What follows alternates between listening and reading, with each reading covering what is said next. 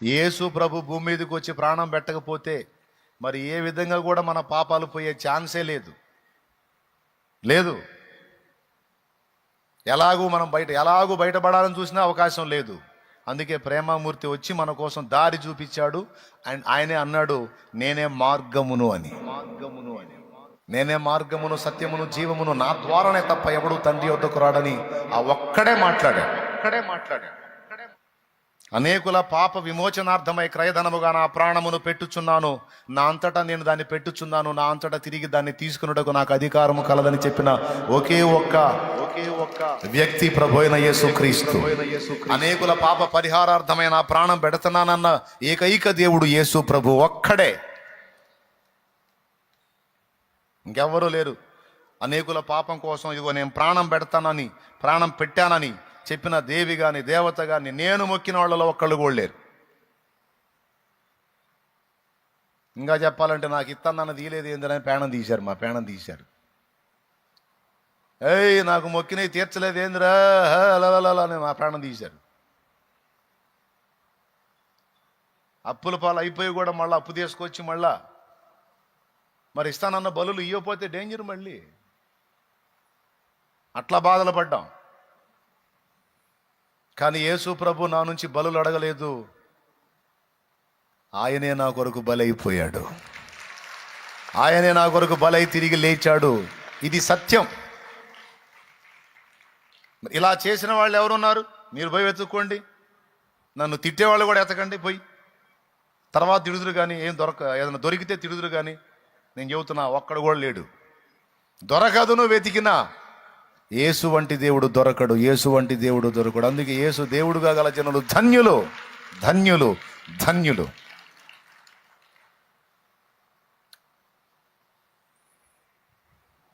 జనములందరికీ శుభవార్తను అందించి అందరిలో పెట్టాడు జల్లెడ. ఇప్పుడు ప్రపంచంలో పెట్టాడు, భూప్రపంచం అంతటికి పెట్టాడు జల్లెడ. ఆ జల్లెడ పడుతున్నాడు. ఇప్పుడు పొట్టంతా కింద రాలిపోయిద్ది. నిత్య జీవానికి నిర్ణయించబడ్డ సరుకంతా జల్లెల్లో కూసుంటుంది. ఇప్పుడు అందరం సంఘం అనే తోటలో చేరాం, దేవుని తోటలో. ఇక స్థిరపడాలి. మనల్ని జల్లించాడు, తెచ్చి గొప్పపోసాడు ఆయన సంఘం. ఎట్టి పరిస్థితుల్లో మనం ఆయన్ని విడిచిపెట్టకూడదు. ఆయన కూడా మనకు వాగ్దానం చేస్తున్నాడు, నేనైతే వదిలిపెట్టే ప్రసక్తి లేదు, ఒక చిన్న గింజ అయినా నేను పోనీనన్నాడు. వాటిని నశింపనీనన్నాడు. అంతేకాదు నా తండ్రి చేతిలో నుంచి వాటిని ఎవడు అపహరింపడు అన్నాడు. కాబట్టి మొట్టమొదట దేవుడు పెట్టినటువంటి జల్లెడ మీకు అర్థమైనట్టుంది. దేవునికి స్తోత్రం కలుగునుగాక. ఇప్పుడు ఈ జల్లెడ అయిపోయింది కదా. లోకములో జల్లెడ పెట్టాడు, అక్కడ జల్లించాడు, ఆ పొట్టు అక్కడే దిగింది, గట్టి సరుకు వచ్చి సంఘంలో చేరింది. ఇక మళ్ళీ కొంతమంది ఉంది అక్కడ, మళ్ళీ ఇంకో రౌండ్ జల్లెడ పెడతాడు. అట్లా జల్లెడ పెట్టినప్పుడల్లా కొంత సరుకు వచ్చింది. అట్లా రాకడ వరకు జల్లిస్తానే ఉంటాడు, రాకడ వరకు సరుకు చేరతానే ఉంటుంది. కొంతమంది ఇప్పుడు పక్కవానికి వచ్చి ఉంటారు, జల్లెడ పట్టంగానే మొన్న జీకారు మొత్తం. ఈసారికి మరికొంతమంది పక్కవానికి వస్తారు. అట్లాగా భూమి మీద తన సేవకుల ద్వారా, పరిచర్యల ద్వారా దేవుడు తన పని జరిగిస్తూ ఉన్నాడు. అయిపోయింది ఆ జల్లెడి కార్యక్రమం, అయిపోయింది. ఒక జల్లెడ అయిపోయి వచ్చాడు, కూర్చున్నాం. ఇంతవరకు అర్థమైందా మీకు? ఎక్కడ జల్లించాడు మనల్ని? లోకంలో నుంచి జల్లించాడు. మనం జల్లెడలో ఉన్నాం. మనల్ని తెచ్చి ఎక్కడ పెట్టాడు? సంఘములో చేర్చాడు. ఇక వినాలి, లోకములో నుండి రక్షింపబడి సంఘములోనికి చేర్చబడిన మనకి మళ్ళీ జల్లెడ ఉందా లేదా అన్నది రెండవ ప్రశ్న. ఉంది. ఆ జల్లెడ ఏందో చూద్దాం. లూకాసు వార్త 22వ అధ్యాయము. బైబిల్ ఉన్నోళ్ళు తీయండి. లూకాసు వార్త 22వ అధ్యాయము 31వ వచనం నుంచి చూడు. సీమోను, సీమోను, ఇదిగో సాతాను మిమ్మును పట్టి గోధుమల వలె జల్లించుటకు మిమ్మును కోరుకొనెను గాని నీ నమ్మిక తప్పిపోకున్నట్లు నేను నీ కొరకు వేడుకొంటిని. నీ మనసు తిరిగిన తరువాత నీ సహోదరులను స్థిరపరచుమని చెప్పెను. దేవునికి స్తోత్రం కలుగును గాక.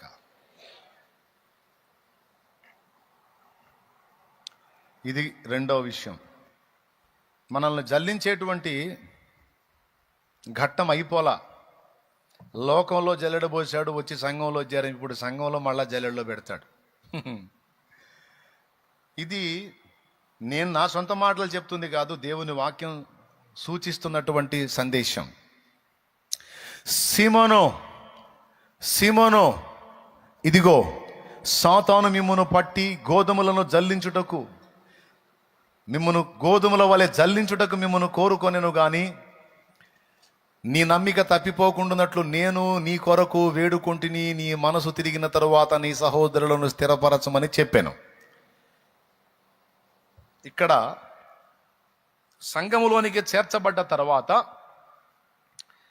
సాతాను దేవుడి దగ్గరికి వెళ్ళి అడుగుతాడట, దేవా, లోకంలో నుంచి వాళ్ళని ప్రత్యేకపరిచావు, నా సరుకు అన్నావు, నీ సరుకేనా? ఏమో నా సరుకు కూడా ఉండొచ్చుగా, నువ్వు నచ్చకపోయి ఉండొచ్చుగా, పొరపాటున వచ్చాం అనుకునే వాళ్ళు ఉండొచ్చుగా, మళ్ళా వెళ్ళిపోదాం అనుకునే వాళ్ళు ఉండొచ్చుగా, అబ్బో మన వల్ల కాదు అనుకునే వాళ్ళు ఉండొచ్చుగా, అబ్బో ఈ శ్రమలు తట్టుకోలేము అనుకునే వాళ్ళు ఉండొచ్చుగా. కాబట్టి మరి నాకు కొంచెం అవకాశం ఇస్తే నేను కొంచెం ప్రయత్నం చేసుకుంటా అని వాడు దేవుణ్ణే కోరుకునేటువంటి విషయం సాక్షాత్తు యేసయ్యే చెప్పాడు. సీమోను, సీమోను, సాతాను మిమ్మును పట్టి గోధుమల వలె జల్లించుటకు కోరుకొన్నాడు. ఎవరిని కోరాడు? తండ్రిని కోరాడు. తండ్రిని కోరితే తండ్రిని యేసయ్య అడిగాడంట, సీమోను నమ్మిక తప్పిపోకుండానట్లు తండ్రి సీమోనును బలపరచు అని సీమోను కోసం యేసయ్య తండ్రిని వేడుకున్నాడట. తండ్రి పర్మిషన్ ఇవ్వడానికి ఇష్టపడ్డాడు. బాగా వినండి. దేనికి? జల్లించడానికి పర్మిషన్ ఇవ్వడానికి ఇష్టపడ్డాడు. సరే, పర్మిషన్ ఇవ్వు, వాడికి అవకాశం ఇవ్వు, కానీ నా బిడ్డల నమ్మిక తప్పిపోకుండా వాళ్ళని కాపాడు. యేసయ్య విజ్ఞాపన ఇంకా ఆపలా, రెండవ రాకడ వరకు ఆపడు. మన పక్షాన ఆయన విజ్ఞాపన చేస్తానే ఉన్నాడండి. నీకు తెలుసా ఆ సంగతి? రోమాపత్రిక 8వ అధ్యాయము 34వ వచనం స్పష్టంగా సాక్ష్యం ఇచ్చింది ఆ మాట. చదువు. శిక్ష విధించువాడెవడు? చనిపోయిన క్రీస్తేసే. అంతేకాదు, మృతులలో నుండి లేచిన వాడును, దేవుని కుడిపాశమున ఉన్నవాడును, మన కొరకు విజ్ఞాపనము కూడా చేయువాడును ఆయనే. దేవునికి స్తోత్రం కలుగునుగాక. ఇది మీరు గుర్తుపెట్టుకోవలసినటువంటి విషయం. మన పక్షమున విజ్ఞాపన చేస్తున్నవాడు ఆయన అన్నాడు. సీమోనోళ్ల పక్షంగా విజ్ఞాపన ఆనాడు భూమి మీద ఉండి చేశాడు. ఈనాడు తండ్రి కుడిపార్శ్వమందు ఉండి ఆయన మన కోసం కూడా విజ్ఞాపన చేస్తా ఉన్నాడు. ఇది దేవుని వాక్య సత్యం. ఏమని విజ్ఞాపన చేస్తున్నాడు? మనకు కావలసినటువంటి అవసరాల విషయంలో మనకు హెల్ప్ చేయమని మన కోసం విజ్ఞాపన చేస్తున్నాడు. అందుకే కొన్నిసార్లు మనం అడిగినే మనకు దక్కుతున్నాయి, కొన్నిసార్లు మనం అడగనే కూడా మనకు దేవుడు ఇస్తున్నాడు. ఇప్పుడు మనం పొందుకున్న అన్ని అక్షరాల మనం అడిగినాయా? చాలా విషయాలు మనం అడిగినవి కాదు, అడగనివి కూడా దేవుడు మనకు అనుగ్రహించాడు. మరి నువ్వు అడగనివి నీకు ఎలా వచ్చినాయో తెలుసా? నీ పక్షమున ఆయన అడిగాడు. ఎవరు అడిగారు? నా యేసయ్య అడిగాడు. పరిశుద్ధాత్ముడు అడిగాడు. మీరు కావాలంటే ఆ వచనం కూడా చూడొచ్చు. 27వ వచనం చదువు. 26, 27. అటువలే ఆత్మయు మన బలహీనతను చూచి సహాయము చేయుచున్నాడు. ఏలయనగా మనము యుక్తముగా ఎలాగూ ప్రార్థన చేయవలనో మనకు తెలియదు గాని. అసలు మనం చేసే ప్రార్థన దేవుడు ఆమోదించాడా లేదన్నది కూడా మనకు తెలియదు. యుక్తమైన ప్రార్థన అసలు మనకు తెలియదంట. చదువు. ఉచ్చరింప శక్యము కాని మూలుగులతో ఆ ఆత్మ తానే మన పక్షముగా విజ్ఞాపనము చేయుచున్నాడు.